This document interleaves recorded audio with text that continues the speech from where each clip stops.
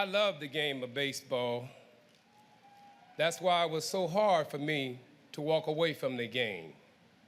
I thought if Satchel Paige can start playing Major League Baseball at the age of 45, then with my dedication, hard work, and desire, I can play the game until my body said it was time to hang it up.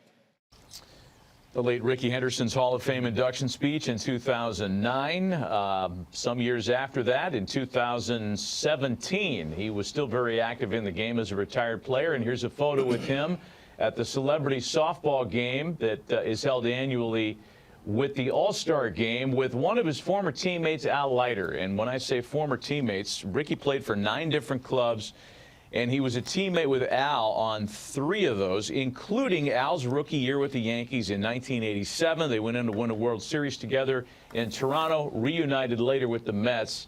And we welcome Al to the broadcast. Al, condolences on sad news regarding your friend and former teammate. 3 uniforms that you played with Rickey Henderson. The Rickey Henderson stories are legendary in terms of quotes, some of the fun that he brought to the game. What do we not know as fans about Rickey that you, as a guy that played with him for so long, might be able to share with us? Well, so sad. This I can't believe when I heard this news. What fans don't know, I think if you've been around him or know enough of the stories, Matt, that little soundbite is the first thing that came to mind when I thought about Rickey Henderson, other than just being, I think he's one of the greatest players that we should talk about as the greatest, certainly in the conversation. So talent-wise, of what he transcended the game, obviously with the speed and creating havoc on the bases, doesn't get as much cachet as the guys that hit the ball out of Yellowstone. But my biggest thing, guys, and I know you've been around him, and H, I know, my condolences to both of you, all of us that have ever been around him, was his smile and his laugh.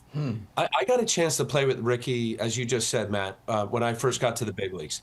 And, you know, there's stars and stars, right? We know he's in the Hall of Fame. He was that player. And I really do believe this. I think he's one of the greatest players ever. Yeah. What he meant to the game. But I got a chance to play him when he was in his late 20s. And then in Toronto, after he went from Oakland, the Yankees, back to Oakland, we traded for him. And I got a chance to play with Rickey in his mid-30s in '93 when we beat the Phillies in that World Series. And then later, he was close to 40, right at about 40 when we traded for him to come over to the Mets. So I got a chance to see Rickey in his 20s, his 30s, and then his 40. And honestly, guys, he never changed. I say this to my son and anybody, all the players that are around. Like, there's something that we miss with having fun. And I really believe this. There wasn't a player that I ever played with, and I played with a lot of great players, that had more fun than Rickey Henderson. So my takeaway on this, guys, is that he truly loved the game. And he had a ball playing it. Al, you're such a unique person to talk about Rickey Henderson with, because you played with him as a teammate. You also faced him. And, you know, Harold and I could both laundry list, just top of mind, a long assortment of pitchers whose career Rickey probably put to a premature end because they couldn't slow him down. From the pitching standpoint, the fraternity of pitchers, this must have been public enemy number 1 every time you had to face him. Tiny strike zone, and it would cost you 3 bases if you put him on first. Yes, Matt, thank you. This is why, you know, obviously the game has evolved, but, you know, there were the scatter reports of your middle of the lineup guys, as we always do, 3, 4, 5 guys, the big boppers, and then you look at the front of the lineup as to, you know, how good of speed, and even if a guy had exceptional speed, I played with a lot of guys that were fast, Harold, that they weren't good base runners. We got to a point, especially at the end of my career, Rickey would run when it was teaching the guys how to run bases. You know, whoever the running coach was, they would have Rickey run the meeting. You know, and just his insight and understanding about it. And Matt, it's a great point, because what's lost is not just so much a guy stealing 130 bags, 100 bags, or H won a league stolen base record with 60, but the guys that create enough havoc, not even without running, that changes my pitch selection, that changes my slide step, who's catching that day.